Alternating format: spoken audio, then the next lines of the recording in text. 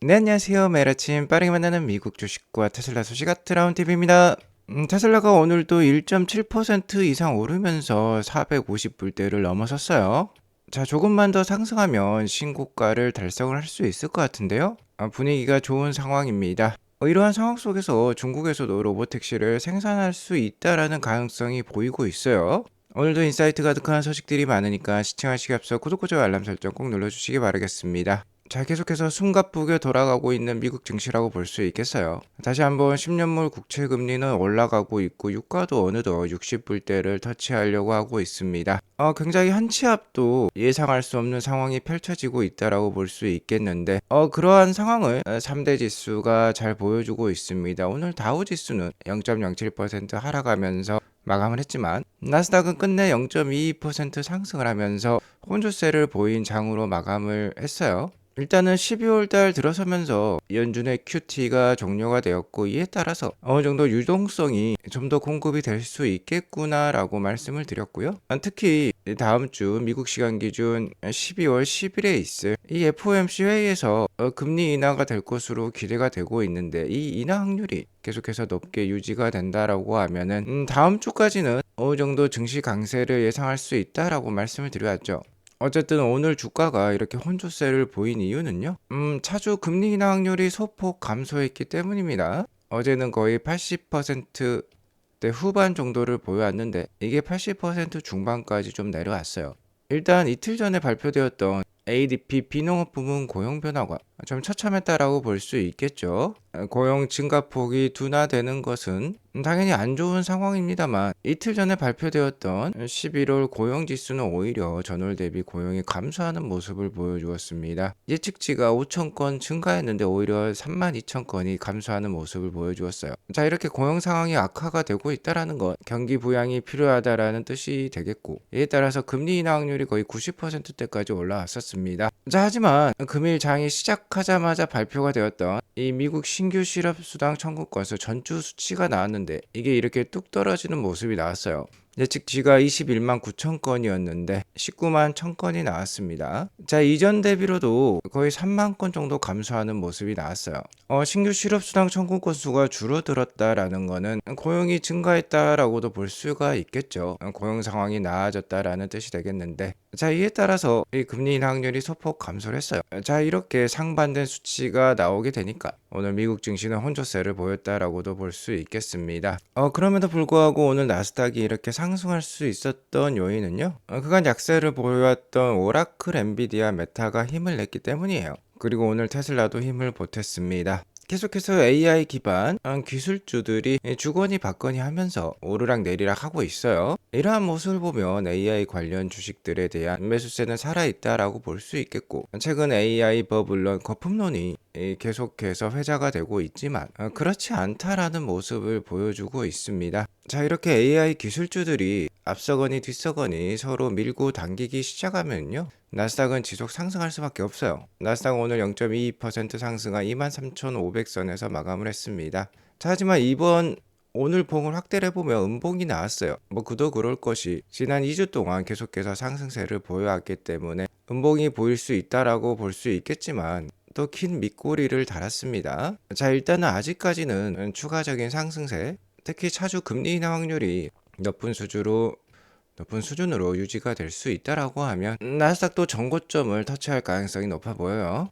테슬라도 마찬가지입니다. 테슬라 금일 1.74% 상승한 454.53불로 마감을 했어요. 나스닥은 음봉을 보였지만 테슬라는 양봉을 보였습니다. 테슬라가 현재 나스닥보다 강하다라는 것을 보여주고 있어요.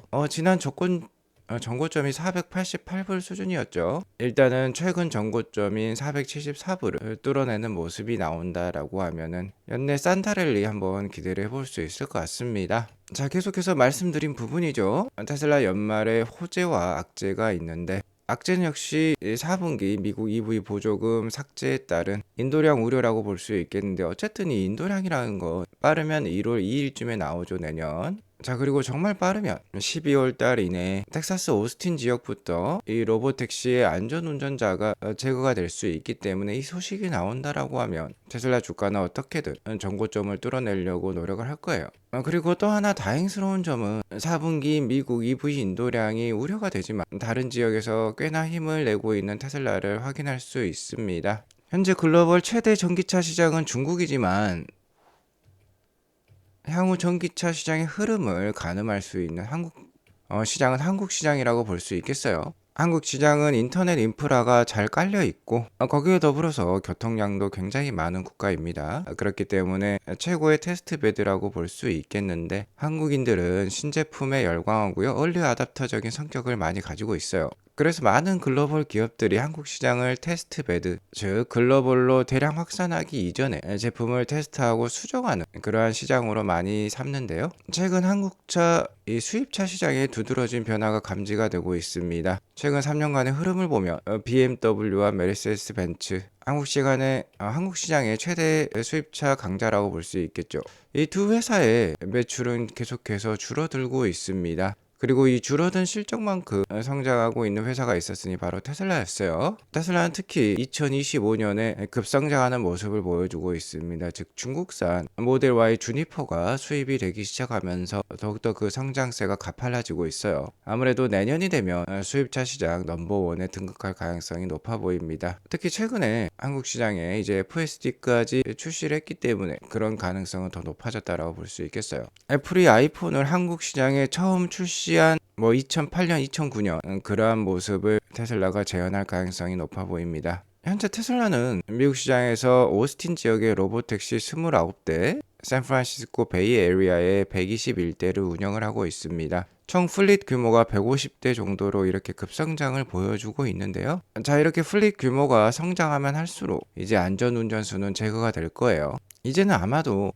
테슬라의 EV 판매량도 중요하지만 EV 판매량 즉 인도량보다는 이 로보택시의 플릿 규모가 오히려 더 중요한 지표가 될 수도 있겠습니다. 특히 내년 4월 달에 사이버캡이 대량 양산이 될 예정에 있는데 사이버캡의 대량 양산이 시작된다라는 것, 이제 더 이상 테슬라에게 있어서 안전운전수가 필요 없다라는 뜻이 되겠고요. 사이버캡이 대량 양산을 시작한다라는 것, 이제 더 이상 테슬라의 분기별 인도량이 그다지 큰 의미를 갖지 않게 되는 계기가 될 가능성이 높습니다. 자, 어차피 사이버캡의 생산 목표량은 연간 300에서 400만 대 수준이고, 이는 테슬라가 현재 연간 160만 대씩 판매를 하고 있다는 점을 감안을 해보면 훨씬 더 높은 목표량을 가지고 있는 것이고요. 이만큼 생산되고 보급이 될 수 있는 이유는 이 사이버캡 차량이 B2C가 아니라 B2B를 겨냥을 하고 있기 때문입니다. 물론 개인 오너들도 이 차량을 살 수 있겠지만 대부분 택시 운송 사업을 영위할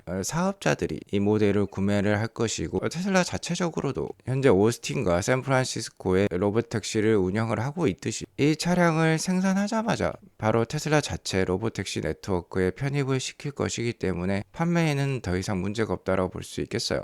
특히 이 사이버캡은 기존의 모델 Y, 모델 3의 생산 방식과는 전혀 다른 생산 방식을 채택할 예정에 있습니다. 바로 언박싱 공정이라고 볼 수 있겠죠.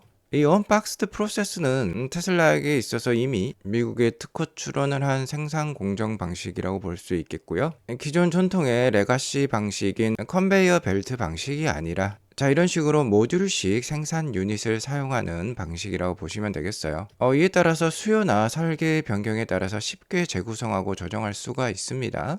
기존의 컨베이어 벨트 생산 방식은 어느 한 공정에서 오류라든지 불량이 발생을 하게 되면 전체 생산 라인을 다 스톱을 시켜야 되는데, 언박스드 프로세스는 그럴 필요가 없어요. 부품을 모두 따로따로 제작을 해서 최종적으로 레고처럼 이렇게 결합을 하는 방식이기 때문에 훨씬 더 생산 유용성이 향상이 된다라고 보면 되겠습니다. 모듈러 아키텍처를 채택을 함으로써 테슬라는 시장 변화에 훨씬 더 신속하게 대응하고요. 설계를 변경을 하더라도 큰 다운타임 없이 다양한 모델을 빠른 속도로 생산을 할 수가 있어요. 특히 테슬라는 이 언박스드 프로세스를 통해서 전기차 생산 비용을 50%나 절감할 수 있고요. 동시에 공장 공간도 40% 정도의 여유 공간을 더 만들어낼 수 있다라고 합니다. 자, 그 이유가 기존 컨베이어 벨트 방식은 이 차량의 차체를 모두 용접을 통해서 조립을 해가지고요. 그 이후에 이렇게 페인트 작업을 하게 되죠. 풀바디에 도장과 방청 공정이 있다라고 하면은 그 공간이 굉장히 큰 부분을 차지하고요. 생산 시간도 훨씬 더 늘어나게 됩니다. 자, 하지만 이런 모듈 공정을 채택을 하게 되면 완제품이 조립이 되기 전에 이미 모든 부품들이 도장과 방청, 즉 페인트 공정을 끝마친 상태예요. 그렇기 때문에 풀바디 도장 공장의 규모와 이동 속도를 크게 줄일 수가 있습니다. 자, 그러니까 테슬라가 사이버캡의 생산 목표를 이렇게 원대하게 잡고 있는 거예요. 현재 테슬라의 FSD는 글로벌로 빠른 속도로 확산이 되고 있는 가운데 내년 2월이 되면 유럽에서도 이제 속속 FSD가 출시될 예정이 있는데요. 테슬라 AI 팀의 수석 엔지니어인 윤타사이는 자, 이런 표현을 남기고 있어요. There is autonomy. Then there is the autonomy at scale. 자, 자율주행 즉 FSD가 있는 곳은 대규모의 출시가 있을 것이다 라고 표현을 하고 있는 것이죠. 아무래도 이 사이버캡을 염두에 두고 얘기를 하고 있는 것 같은데 내년 2월에서 3월이 되면 중국 내 FSD가 완전 승인이 되면서 중국 내 FSD 확산 속도가 큰 폭으로 상승할 것이고요. 그리고 사이버캡이 내년 4월 텍사스부터 생산이 되기 시작한다라고 하면은 중국 공장도 가만히 있을 수 없겠죠. 중국 공장 역시 이 언박스드 프로세스를 채택을 해서 사이버캡 생산에 돌입할 플랜을 가지고 있는 것 같습니다. 테슬라는 어제 공식적으로 이 언박스드 프로세싱의 특허를 중국에도 제출했어요.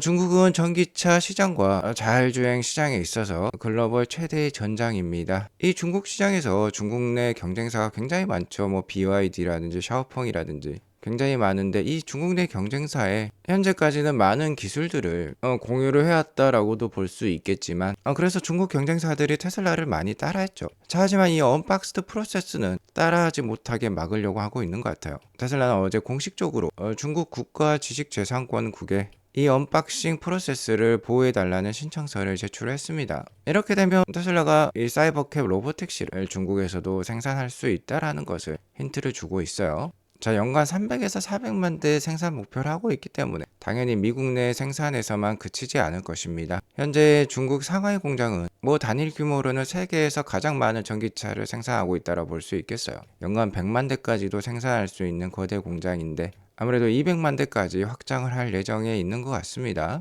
자, 그리고 그 중심 공정에는 이 언박스드 프로세스가 있는 것이고요. 언박스드 프로세스를 채택을 하게 되면 자, 이렇게 지금 뛰어다니고 있는 옵티머스가 훨씬 더 활발하게 공장에서 일을 할 수 있어요. 옵티머스는 거의 2년 전보다 이제 걷는 속도가 훨씬 빨라졌습니다. 자, 2년 전에는 이렇게 할아버지처럼 걸었었어요. 하지만 이제는 정말 젊은 20대 청년처럼 이렇게 잘 뛸 수가 있습니다. 자, 이에 대해서 젠슨왕 엔비디아 CEO가 옵티머스에 대해 매우 기대된다라고 공식적으로 밝혔어요. 옵티머스가 몇 년 안에 현실화될 것이라고 말을 하고 있습니다. 이는 완전히 새로운 산업이기 때문에 새로운 시장이 열리는 것이죠. 테슬라에게 있어서도 좋은 일입니다만 엔비디아에게 있어서도 굉장히 좋은 일이라 볼 수 있겠죠. 옵티머스가 뛰어난 두뇌를 갖고 다양한 활동을 하기 위해서는 무엇보다도 이 AI 반도체가 필요하기 때문입니다. 젠슨상 CEO가 몇 년 안에 옵티머스를 볼 수 있다라고 했는데 일단 내년 한 3월까지가 되면 옵티머스 3세대가 공개가 될 예정에 있고요. 내년 연말이 되면 이제 옵티머스가 대량 양산이 시작될 예정에 있어요. 어쨌든 옵티머스의 기술은 굉장히 빠른 수준으로 올라와 있고 굉장히 높은 수준으로 올라와 있고 중요한 점은 이 옵티머스를 대량 양산하기 위해 이러한 프로세스를 만드는 것이죠. 그리고 옵티머스의 부품을 조달하기 위한 공구만 역시 갖춰갈 필요가 있겠습니다. 그러니까 대량 양산에는 시간이 걸리는 거예요. 테슬라는 다른 회사들과 다르게 항상 대량 양산을 목표로 하고 있기 때문에 어느 정도 시간이 걸릴 수 있습니다. 하지만 한번 대량 양산을 시작을 하게 되면 이제 경쟁사들이 따라올 수 없는 수준의 경쟁력을 보여줄 거예요. 자, 어쨌든 테슬라가 450불대까지 오면서 우리 아트라운 TV의 VIP 멤버십은 다시 한번 올해 6번째 매매 수익 실현을 달성을 했습니다. 자, 이렇게 11월 달 장이 안 좋을 때 추가 매수를 단행을 했고 12월 초에 이렇게 장이 상승을 할 때 다시 한번 매매 수익을 달성을 했어요. 아트라운 TV 애청자 분들이라면 꼭 한번 가입하셔서 좋은 인사이트 가져가 보시기 바라겠습니다. 오늘 이것으로 방송을 마치겠고요. 오늘 방송이 도움이 되었으면 구독과 좋아요 알람 설정 꼭 눌러주시기 바라겠습니다. 행복한 하루 보내시기 바라겠습니다. 감사합니다.